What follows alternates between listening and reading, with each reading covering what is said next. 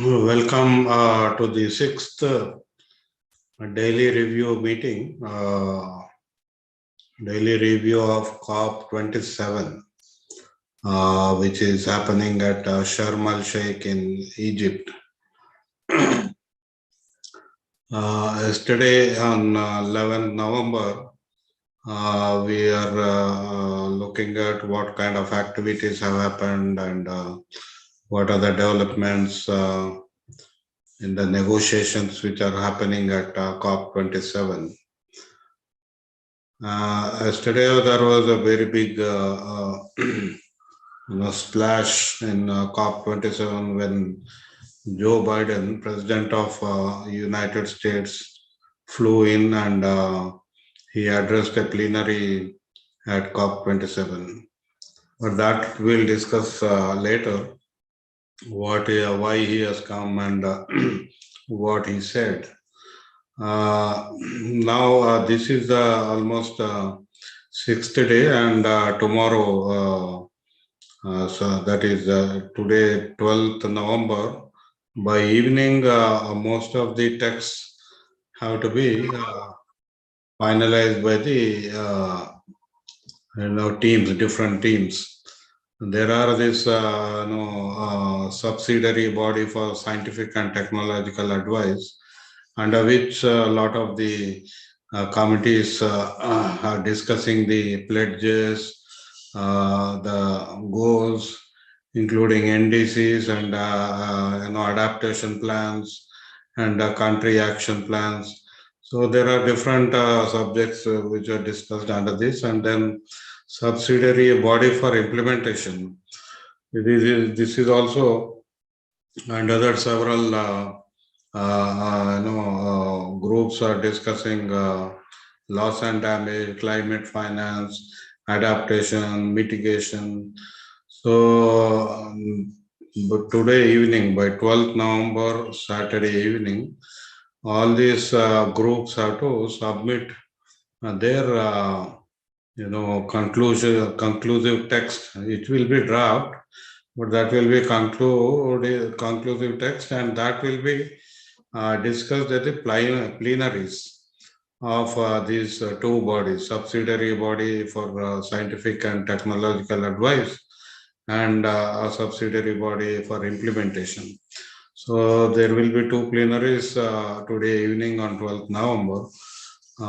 So yesterday, delegates were, they were reminded that you need to conclude on whatever discussion they are doing.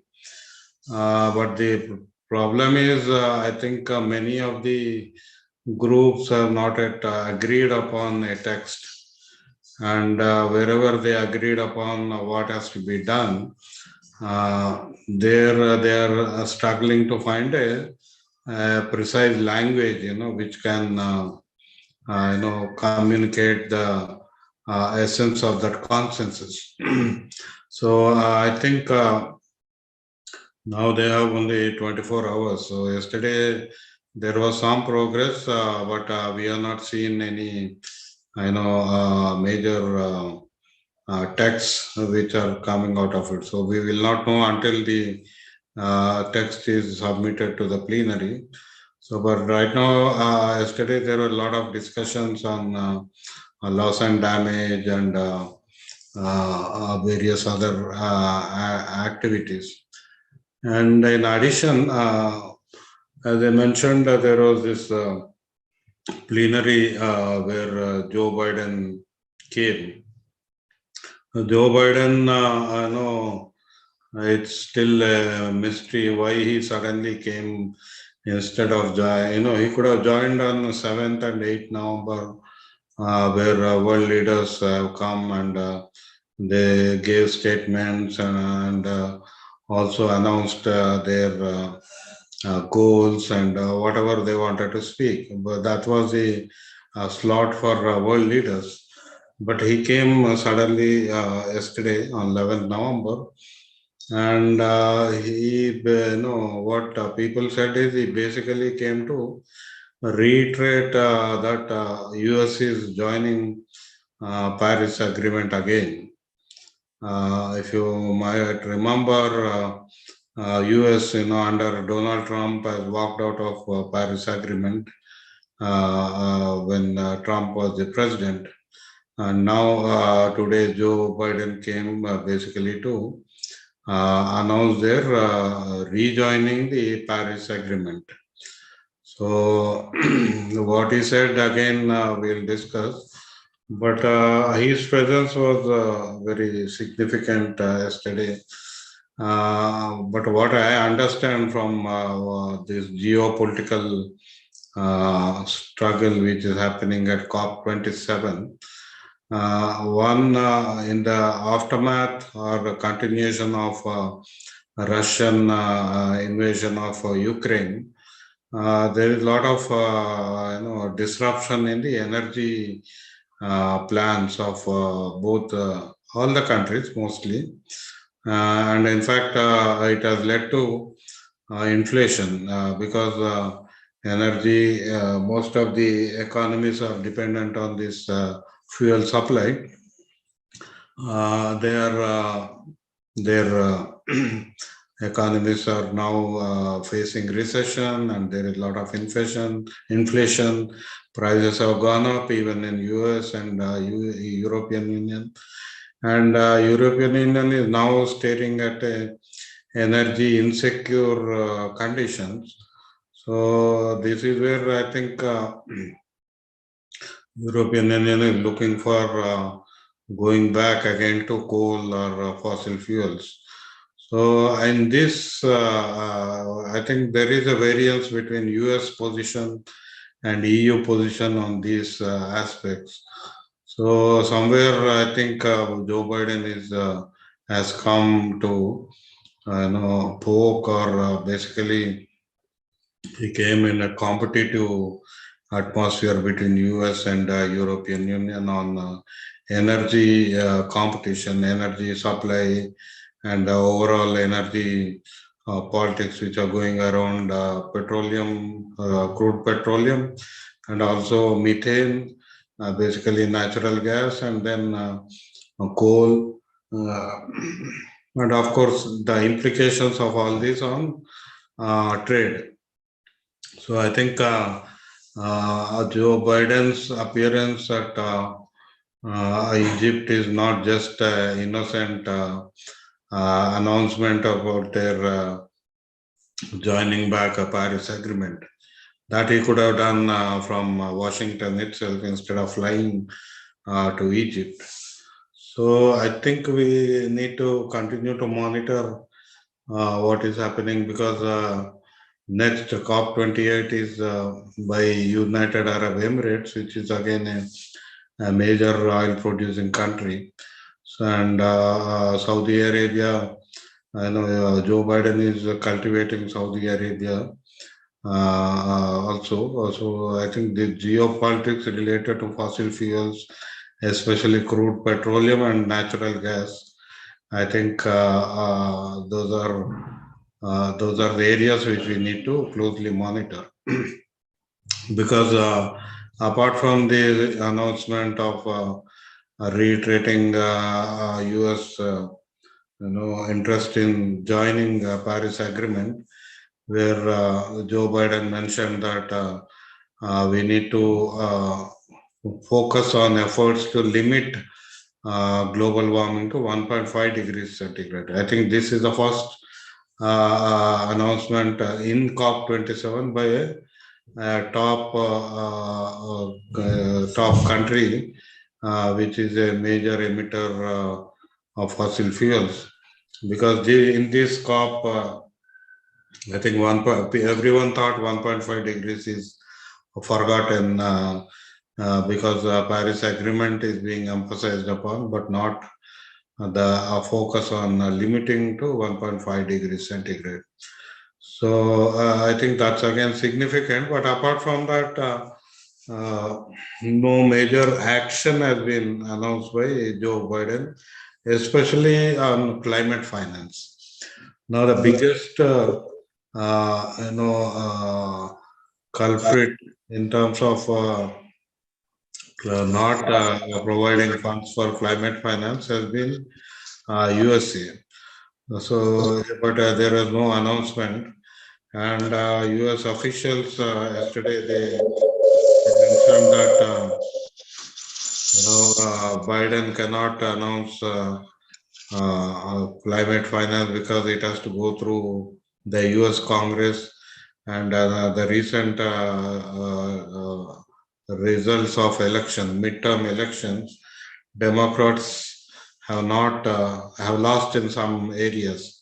So the challenge for whatever Joe Biden moves in the US Congress is there. So right now there is no announcement on climate finance from the US, and that has been pointed out. Yesterday, I think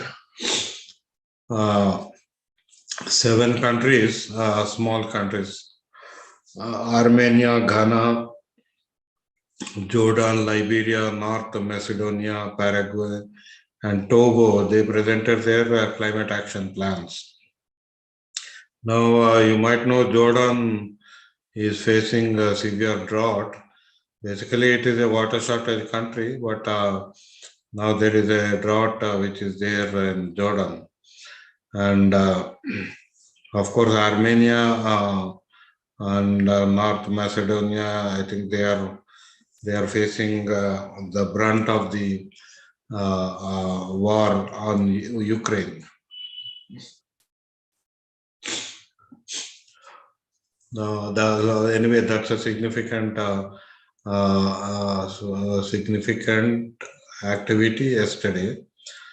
Coming to the global stock take, this activity, global stock take on Paris Agreement began even before COP27, and even within COP27, there were almost 1 week of roundtable discussions, and because the group was big, they subdivided themselves into small groups.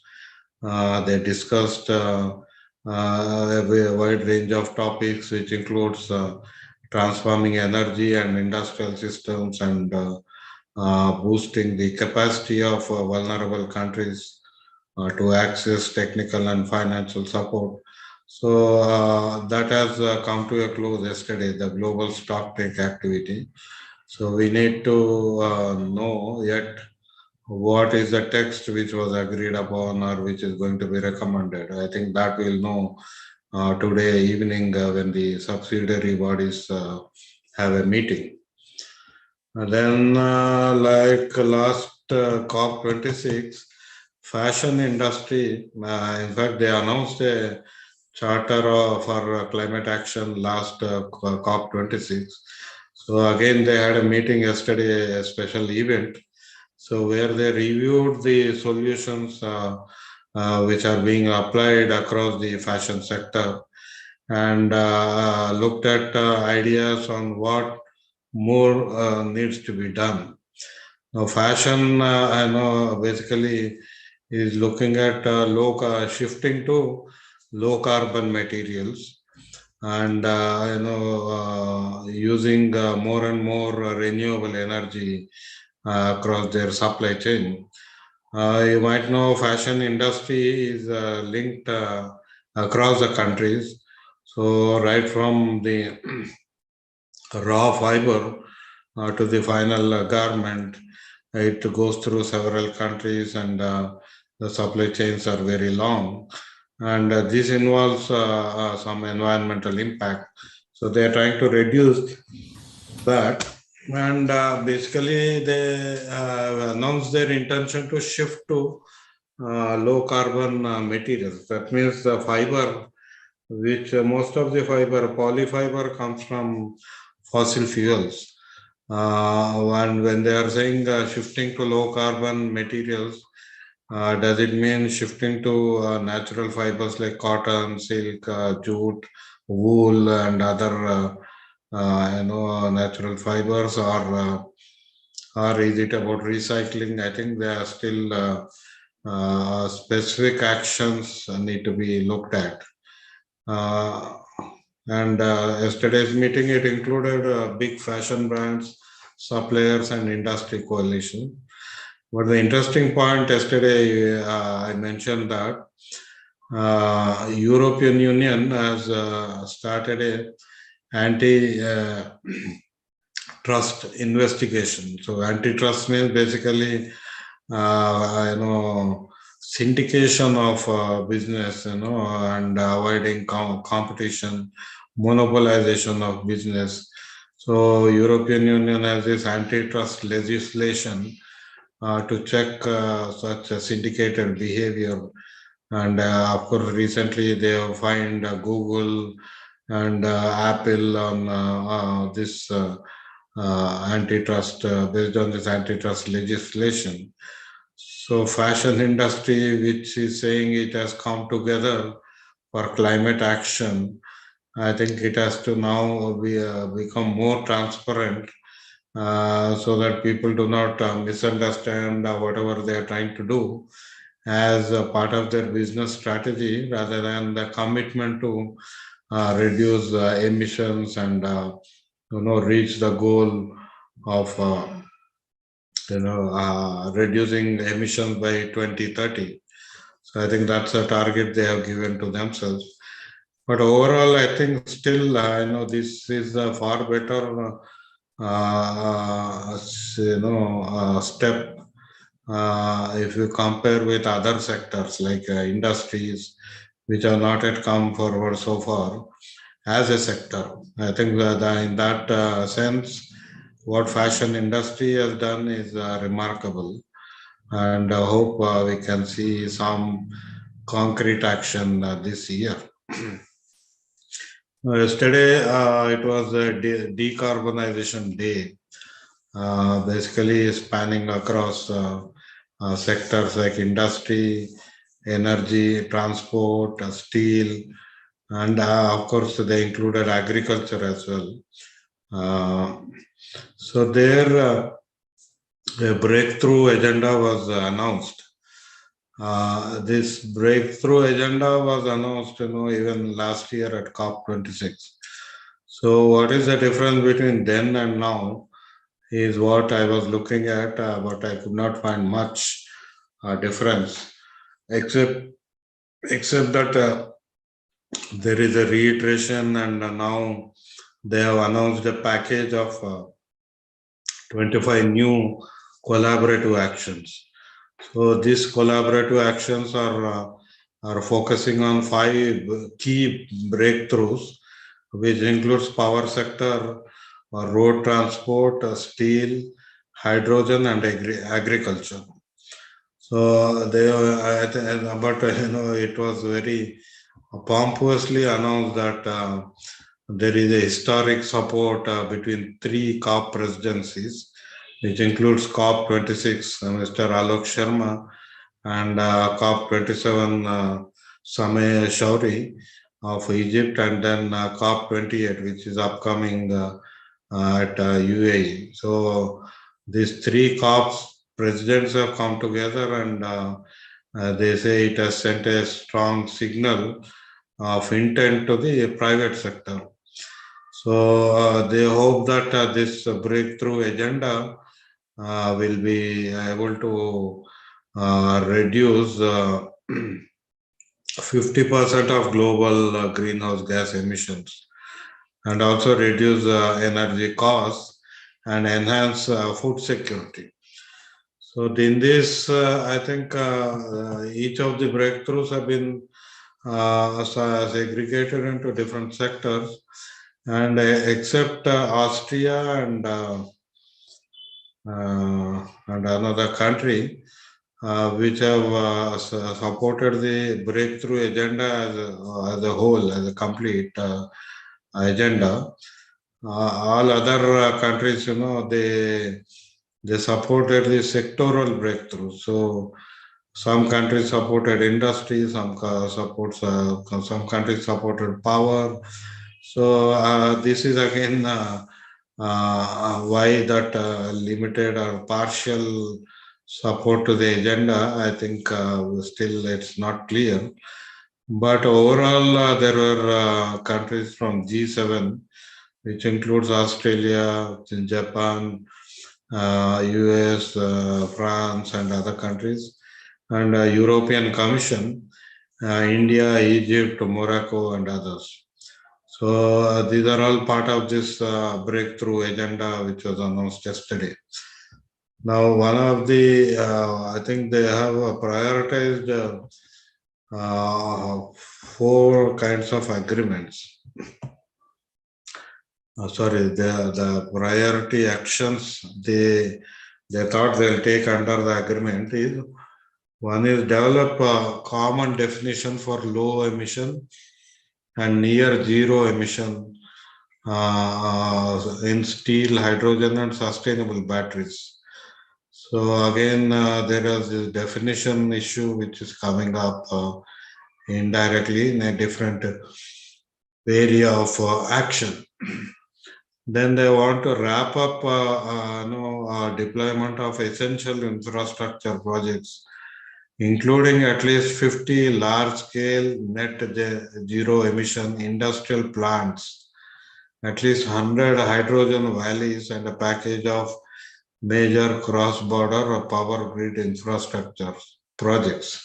This looks, in a one sentence and 3 lines. They have packed a very big agenda, which looks very doubtful when it comes to implementation. And thirdly, they said they'll set a common target date to phase out polluting cars and vehicles. That they are saying by 2040 it has to be done globally, and 2035 in leading markets. But then what are these markets? I think it will be announced by the countries themselves. And of course, cities, it could include cities like New York, London, Delhi. So various other cities also can go along with this common target date of phasing out polluting cars and vehicles.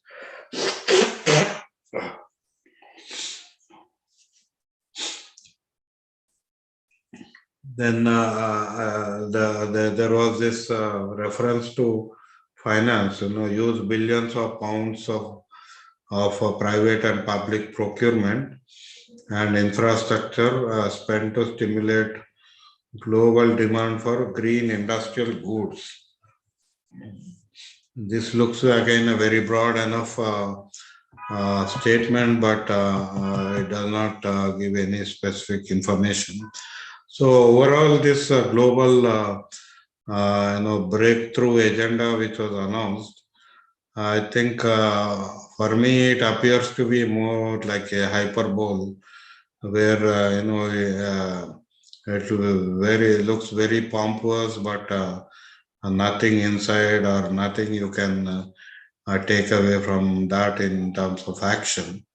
So, but still, it is backed by the COP presidencies. I think there was a big plenary on this. There are a lot of discussions on decarbonization. Now, actual decarbonization, I think it's still not been seen in this agenda. So basically, the demand for complete phase out of fossil fuels from industry and transport sector. I think that has been a major demand, but this global breakthrough agenda does not promise anything on that. So whether this decarbonization day, especially with regard to industry and then steel industry,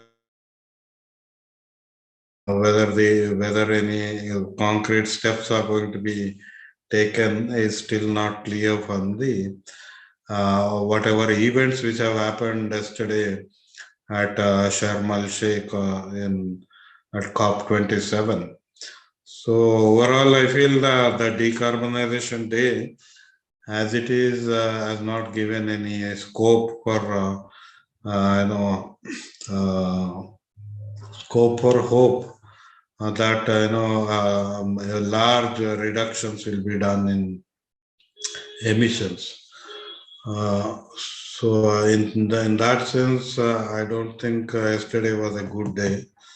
And somewhere the plenaries were hijacked by US president, because he came and then people said with his security and the aids, he came and they controlled the plenary. And I think as long as he was there, the plenary was under their control, so not much could be done about it. So I don't know if this was announced before or it was a sudden event, but still not know. But Joe Biden's presence, I don't think has helped because when you look at the methane pledge, last year there was at COP26 there was a methane pledge which was it was then announced that US itself has brokered that methane pledge where several countries said they are going to reduce methane release apart from the carbon emissions. But yesterday, apart from the announcement by Biden that we need to stick to 2030 levels of emissions, especially on methane and of course generally carbon, not much announcement has been made. So there is no new action which has been announced yesterday with regard to 30% cut in methane was announced. Now, actually, the recent IPCC report and then the emission gap report by UN, I think they remind us that we need the 40% cut in methane, not 30%. So, but no new action has been taken yesterday, so we are not sure.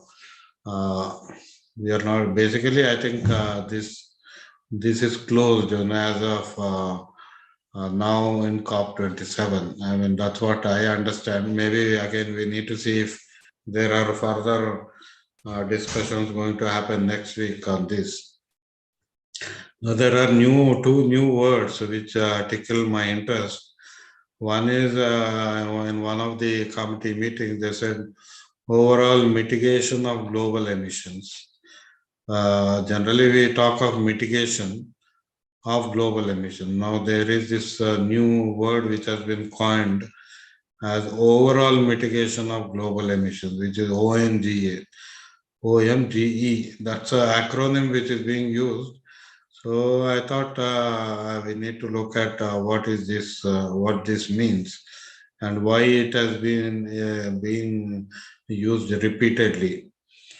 A second word I picked up is these major emitters. Now we know global carbon emissions are happening by at least 15-20 countries at the top level. And among them, the historically polluting countries are there. And in addition, India, China, these are the emerging economies. They are also included in the top emitters. But this word, major emitters, is being again came up, and there was some objection to its usage in one of the meetings. So I think we need to still see what does this major emitters mean. Does it include only those with history of emissions, or it is going to include the current top emitters? I think that's not clear. Yesterday, it was pointed out that in China, the extreme heat has come up again. This is winter, and but then the highest temperature yesterday recorded in China was 34.8 degrees centigrade, which is also a very new record in Hunan province, which is again a major production center in China. So, and they are expecting it to rise in November. So now we are, just crossed the first 10 days of November, and it is going to increase. So China is going to face highest temperature again. But interestingly, some of the comments they said they were some Chinese were happy because it will avoid energy bills for them. So with the rise in temperature in winter, they will not use air, controllers, which can heat up their homes. But then this is the time, there is there are snowfall in some parts of China. So with this rise in temperature, I think that's not going to happen. So this looks like that, it indicates that climate crisis is, I think it's going beyond control. Yesterday again, there was this observation by a media person that a top Indian cement company representative, he was carrying observer badge, which was given by another top environmental NGO from India. And he is using that, we can sit in any of the closed door meetings or consultation meetings of NGOs, where even journalists can't enter. So this person, being a representative of a cement company, by getting that badge, observer badge from a top environmental NGO, I think that person, it seems, is walking into many meetings. So someone has raised concern about it, and which looks very valid because yesterday that report came where from corporate accountability desk, it said at least 600 delegate fossil fuel company lobbies have joined delegations of different countries, and among them the topmost comes from UAE, which is going to have a next venue for COP28. So why this is happening? Why these company representatives want to be in those meetings, and what is the purpose it serves to them? I think basically they are going to monitor the text and see if it's going to be beneficial or detrimental to their interests. So I think they are going to, disrupt the negotiations if at all this, whatever texts which are agreed upon in the meetings, those are detrimental to their interests. So maybe that's the only purpose. So we still need to see why, how, and who has to be responsible for this cross contamination of delegates coming from different countries. So that way we are yet to see that. Now, with regard to gas, I think, as I mentioned, liquid natural gas, even though this is one of the sources of methane gas, and methane is a greenhouse gas. So there are pledges about reducing methane gas, but then instead of stopping any new projects, now more fresh projects are being announced across the world, by US, UK, and other countries.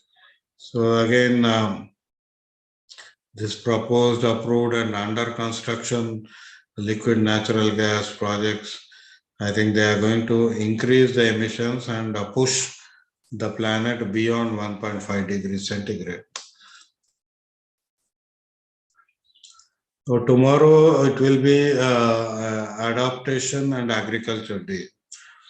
Now, basically today, 12th November will be Adaptation and Agriculture Day. And a lot of the activities are going to be around this, especially plenaries and some working groups which have been constituted to look into this. But it was also announced by COP27 president that there will be official launch of COP27 FAST initiative, FAST initiative, which means Food and Agriculture for Sustainable Transformation initiative, which aims to increase climate finance contributions for agriculture and food systems. So this initiative aims to target the most vulnerable countries, especially in Africa and Asia. So we need to see if how this initiative is going to be announced and who are going to be part of that today. So that means we will cover that in the review tomorrow. But overall, I think Adaptation and Agriculture Day, we'll see discussions on adaptation finance, and of course, in agriculture, it will be Coronavia joint work on agriculture, KJWA, that's acronym. But then it includes proposals for transforming agriculture, digital agriculture. I think some nature-based solutions are being offered. So the groups are there trying to push agroecology and transformation of food systems which are in tune with nature. But there are groups and lobbyists who are trying to build digital agriculture, industrial agriculture into this agriculture agenda at COP27. So this struggle, I think, has begun in the side events yesterday, day before, last 3 days. That's happening, but still we need to see what is going to be in the official text. So today, whatever events are planned under that we'll check again. So let me go back to this tidbits which I've been sharing.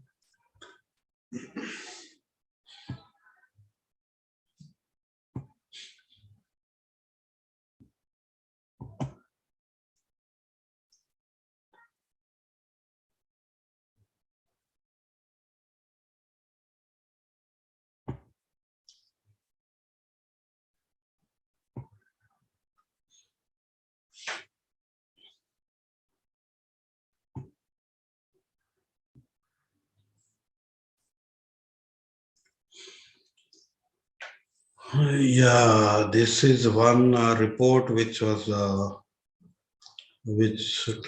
gained traction yesterday. That oil and gas companies have doubled their profits in this year. We are still in the 11th month of 2022, and this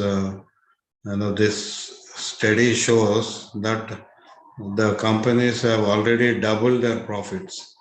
So world across, we are seeing the fossil fuel prices jumping, and it was mentioned that it is because of Russia-Ukraine war, then disruption in container supply, and fuel tanker movement has been affected for various reasons. So overall, whatever might be the reason, we can see that oil and gas companies' profits have jumped. And these are the companies they have shown. You can see gray color is the profits in 2021, and additional profits they got in 2022.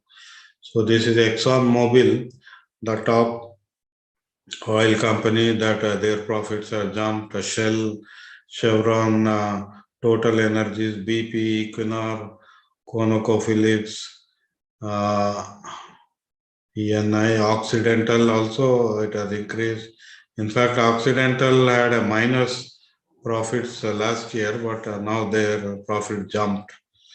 So EOG, Sonkar, Devan, Repsol, EQT. So this is just a 6 months data we are looking at. This red color profits, it's only 6 months only. So in 6 months, their profits doubled over what the profit they earned in 2021.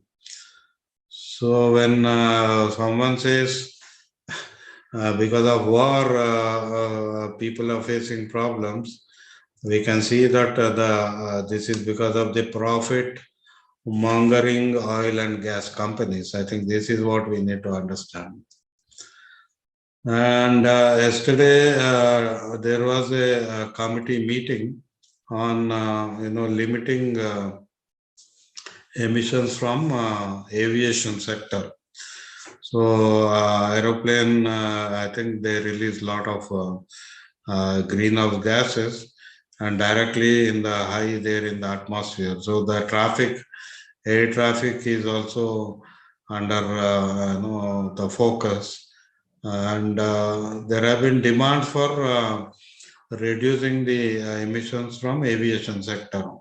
So now people are saying, these three solutions are being demanded by activists. One is ban private jets, because now, even at Sharm el Sheikh in Egypt, at least it seems 400 private jets have landed in the last 4 or 5 days, where world leaders have come there and spoke at the COP27 meeting.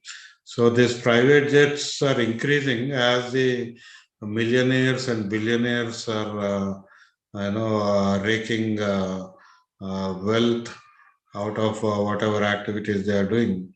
So the demand is to ban private jets. I think overall, when you look at ocean, maybe the yachts or the boats which are owned by billionaires, I think they are also going to be the target. And the second demand is to increase the tax on frequent flyers. There are a number of people who keep traveling by air, and there is a demand to tax them more so that they limit their flying. And third important principle is again make polluters pay, because these people are polluting the air, so they have to pay for that pollution is demand which is coming up. Now, yesterday I think this is a effort by civil society and various other organizations to make headway on loss and damage. Now, you know that in the last 5-6 days, Africa has been expecting a lot on loss and damage, because that is for the first time it has been included in the provisional agenda of COP27 of any COP meeting. And but then it appears to be bogged down at a definition of loss and damage, the mechanism of providing funds, what kind of mechanism. So I think there are still a lot of basic discussions which are happening. So yesterday there was this event which was organized by Nordic countries, which had a pavilion there in COP27. Transport, as I mentioned, yesterday was decarbonization day, and transport was one of the focus areas yesterday again. So now this factor of women and transport has been highlighted by some civil society organizations, because across the world, not only in India, across the world, even in US and EU, women, those transport systems are not tuned to facilitate women. So these 5 principles have been emphasized. One is study and understand women's mobility, develop women mobility services, women-friendly mobility services, ensure women's security in transport systems. This is another major issue. And empower women in the transport sector, create awareness and stimulate behavioral change. Now, if you look at the fourth principle, empower women in the transport sector, in Hyderabad, in Telangana, and of course, some other cities, even Bangalore, there are these she taxis which have been launched. But even though they were launched with much fanfare, except one or two women drivers, not many have survived, using that as a livelihood. That's because there is no infrastructure which tries to empower women to sustain themselves in transport sector. So most often the she taxis, taxis, they don't have any taxi stand in Hyderabad. So they have to stand on the roads, and they don't have any resting place or restrooms. They are not. They can't access any restrooms. Women, especially. So there are a lot of issues which prevent women from continuing to be on the road for 8 hours, 10 hours, and especially they can't drive in the night also because of security issues. So overall, I think these five principles are trying to remind us of what needs to be done in transport systems. This is what I was mentioning about methane gas projects, LNG, liquid natural gas. So you can see here by 2030, there will be more projects. So these will be the proposed projects and approved projects now under construction projects. So we are here with the existing infrastructure, but now countries are announcing new projects, even though they are saying they'll reduce emissions and they are committed to 2030 goals. And but the promise is just maybe 20% of a reduction. But experts, IPCC and other scientific reports say that methane gas has to be reduced by at least 43%. So whatever is being pledged right now, it is very low. If you want to limit the global warming to 1.5 degrees centigrade. So this is what, if the new projects are, all of them are going to come up, the temperature is going to go up to 3 degrees, is what being, 3 gigatons, this is not temperature, but this will go beyond 1.5 degrees.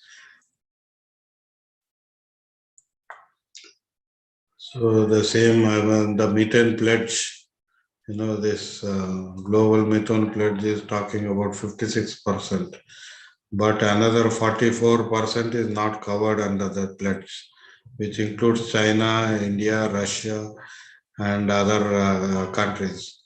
So only for 56%, even if this 56% is covered, we know that new projects are going to come. So overall, if you look at it, it appears that there is no progress at all on reducing methane gas emissions.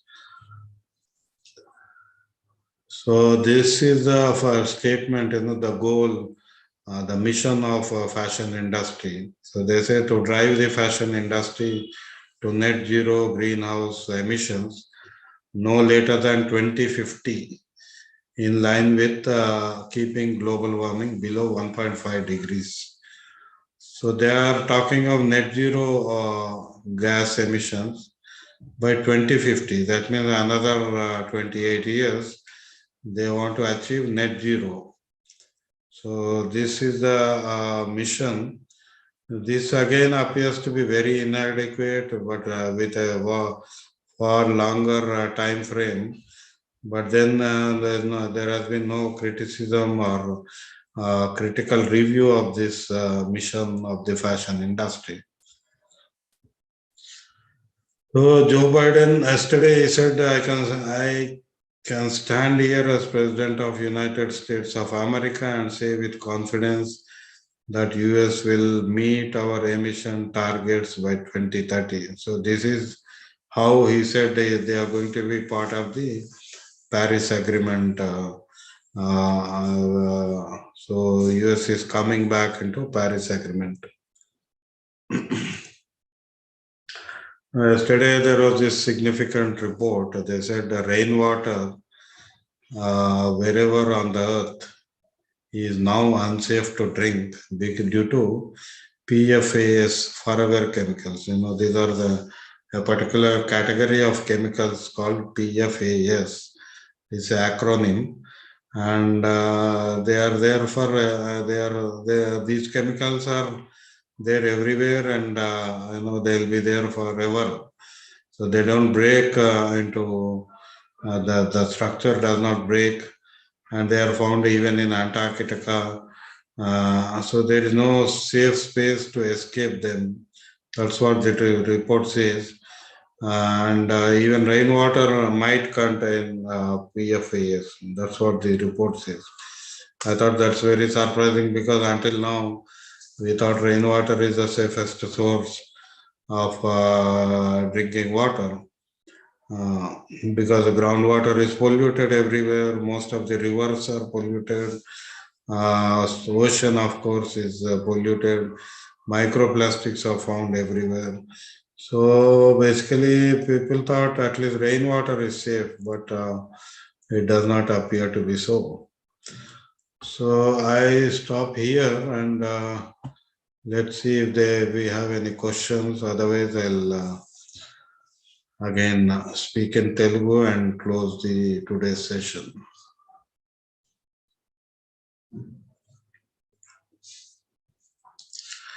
నిన్న 11 November 2022 నాడు ఈజిప్ట్లో జరుగుతున్న COP27 6వ దినము చర్చలు జరుగుతున్నాయి. ఈ చర్చలు అనేక కమిటీ రూమ్లలో డెలిగేట్స్ అందరూ కూర్చొని ఒప్పందం అనలేము కానీ కొన్నింత ఒక అంగీకారానికి రావడానికి కొన్ని విషయాల మీద చర్చలు జరుపుతున్నారు. అంటే ఆ పర్టికులర్ సబ్జెక్ట్స్ కింద.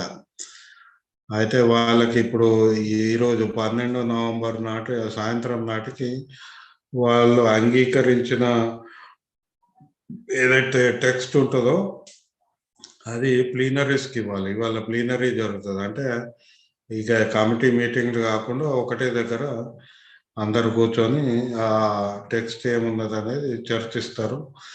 దానికి ఒకవేళ సూత్రప్రాయ ఆమోదం ఉంటే, లేదా అందులో మళ్ళీ ఏమన్నా మార్పులు చేర్పులు ఉంటే మళ్ళీ వచ్చే వారం కూడా దాని మీద చర్చలు జరుగుతాయి. కాకపోతే ఈరోజు సాయంత్రం కల్లా వాళ్ళు ఇవ్వాలని నిన్న కొంత సాయంత్రం వరకు రాత్రి కూడా కొన్ని కమిటీ మీటింగ్లు జరిగినాయి. డెలిగేట్స్ కూర్చున్నారు. అయితే నిన్నటి వరకు వచ్చిన సమాచారం మేరకు ఇప్పుడు లాస్ అండ్ డ్యామేజ్ అనే విషయం మీద కానీ అంటే నష్టపరిహారము ఇవ్వడానికి ఎట్లాంటి ఎంత ఇవ్వాలి, ఎవరు ఇవ్వాలి, ఏ విధంగా ఇవ్వాలి అనే వీటి మీద చర్చ జరుగుతుంది. కానీ అదొక ఒక రూపంలోకి ఇంకా వచ్చినట్టు లేదు. అట్లాగే అడాప్టేషన్ ఫండ్ మీద జరుగుతుంది. తర్వాత మొత్తం క్లైమేట్ ఫైనాన్స్, అసలు ఈ ఏదైతే వాతావరణ మార్పులు జరుగుతున్నాయో, పర్యావరణ మార్పులు జరుగుతున్నాయి, భూతాపం పెరుగుతున్న సందర్భంలో ఈ మార్పు కొరకు మనం దీని నుంచి బయటపడడానికి చిన్న దేశాలకు, అభివృద్ధి చెందిన దేశాలకు నిధులు ఇస్తామని ప్యారిస్ ఒప్పందంలో అప్పుడు అభివృద్ధి చెందిన దేశాలు $100 బిలియన్ ఇస్తామన్నారు. అందులో చాలా మటుకు ఇవ్వలేదు. కొన్ని దేశాలు అసలు ఒక్క పైసా కూడా ఇవ్వలేదు. మరి ఇప్పుడు ఈ చర్చ మరి అది ఎవరిస్తారు, ఎంత ఇస్తారు అని మళ్ళీ దాని మీద చర్చ మొదలైంది. అయితే మొన్న 3 రోజుల నుంచి కూడా ఇప్పుడు భారతదేశంతో సహా ఇతర దేశాలు అసలు ఈ క్లైమేట్ ఫైనాన్స్ నిర్వచనం మీదనే ఆగిపోయినట్టు కనపడుతుంది. మరి నిన్న 2-3 సమావేశాల్లో దీని మీద చర్చ వచ్చినట్టుంది, కానీ అది కూడా ఒక రూపంలో ఉన్నట్టు నాకైతే అనిపించలేదు.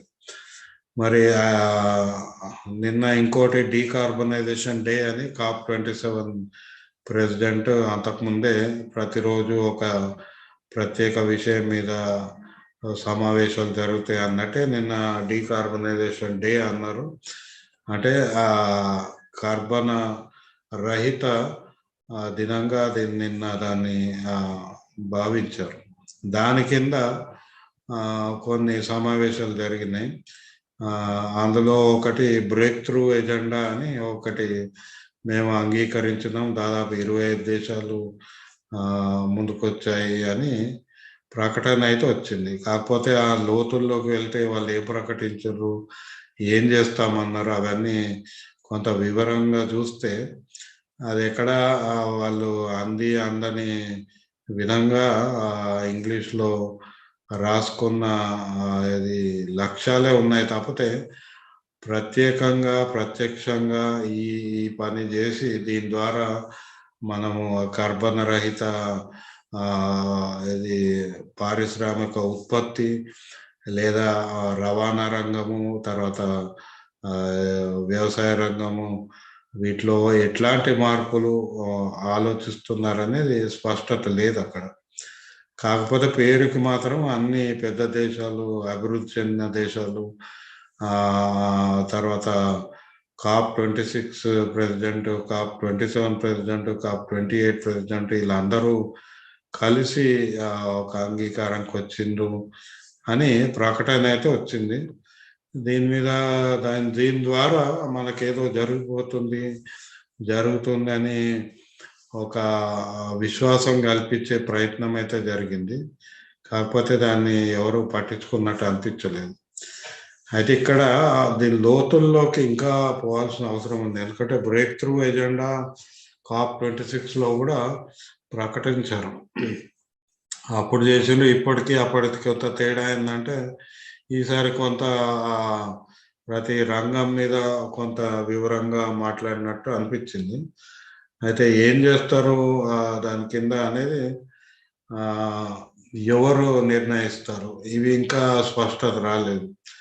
ఎందుకంటే ఉదాహరణకు వ్యవసాయం తీసుకుంటే వ్యవసాయంలో ఇప్పటికే ఎయిమ్ ఫర్ క్లైమేట్ అని ఒక ఒక అగ్రిమెంట్ ఉంది, ఒక కూటమి ఉంది. ఈ కూటమి ప్రయత్నాలు ఏంటంటే ఎక్కువగా ఆధునిక వ్యవసాయం వైపు అడుగులు వేసే విధంగా ఉన్నాయి. యాక్చువల్లీ ఈరోజు అంటే 12 నవంబర్ నాడు వాళ్ళు ఆ కూటమి సమావేశం ఉంది. ఇది కాక Koronivia work programme on agriculture, joint work programme on agriculture అని ఒకటి నడుస్తుంది మనకు అనేక COP15 నుంచి కూడా. దీని కింద ఇప్పటికే 2-3 కమిటీ సమావేశాలు జరిగింది. మరి ఈ సమావేశాలకి ఇప్పుడు ఈ బ్రేక్ త్రూ ఎజెండాకి మధ్య సారూప్యము అయితే ఎక్కడ కనపడట్లేదు. ఇందులో మళ్ళీ కార్పొరేట్ రంగం యొక్క ప్రభావం ఎంత మేరకు ఉందనేది కూడా మనం ఆలోచించాల్సిన అవసరం ఉంది. అయితే నిన్న జో బైడెన్ అమెరికా ప్రెసిడెంట్ COP27కి రావడం జరిగింది. సాధారణంగా దేశాధినేతలు ఏ కాప్ పైన మొదటి 2 రోజులు వాళ్ళు వచ్చి వెళ్ళిపోతారు. తర్వాత చివరి రోజు వస్తే వాళ్ళు వస్తారు, లేదా వాళ్ళ మంత్రులు వచ్చి ఆ చివరి రోజు ఏదైనా ఒప్పందం ఉంటే దాన్ని ఆ సమావేశంలో పాల్గొంటారు. కానీ ఈయన మొట్టమొదటిసారి మధ్యలో వచ్చి నిన్న ప్లీనరీ మీటింగ్ పెట్టి అమెరికా ప్యారిస్ అగ్రిమెంట్లో మళ్ళీ పాల్గొంటుందని ప్రకటించడం జరిగింది. అంటే అంతకుముందు ట్రంప్ ఉన్నప్పుడు ప్యారిస్ అగ్రిమెంట్ నుంచి అమెరికా వైదొలుగుతుందని ప్రకటన చేసిండు ఆయన. సో బైడెన్ వచ్చి మేము ఇది జాయిన్ అవుతున్నామని చెప్పారు. కానీ ఒకవేళ ఆయన జాయిన్ కావడానికి ఆయన ఇంత దూరం ఎందుకు వచ్చిండు, అది అక్కడే వాషింగ్టన్లో ఉండి చెప్పొచ్చు కదా అనేది ప్రశ్న వచ్చింది. కాకపోతే ఇప్పుడు ఈ యుక్రెయిన్ రష్యా యుద్ధం నేపథ్యంలో ఈ మళ్ళీ ఎనర్జీ పాలిటిక్స్ మొదలైనవి. అందులో ఫాసిల్ ఫ్యూయల్స్ మీద అంటే పెట్రోలియము, తర్వాత గ్యాస్, దీని మీద రాజకీయాలు మొదలైనవి. అది గ్లోబల్ జియో పొలిటిక్స్ ఉంటాయి కాబట్టి middle east, European union, America, తర్వాత లాటిన్ అమెరికా, ఇవన్నీ ఖండాల మధ్య, దేశాల మధ్య రాజకీయాలు నడుస్తున్నాయి కొద్దిగా జోరుగా. అందులో ఈ యుద్ధంతో వచ్చిన సమస్యలు కొన్ని.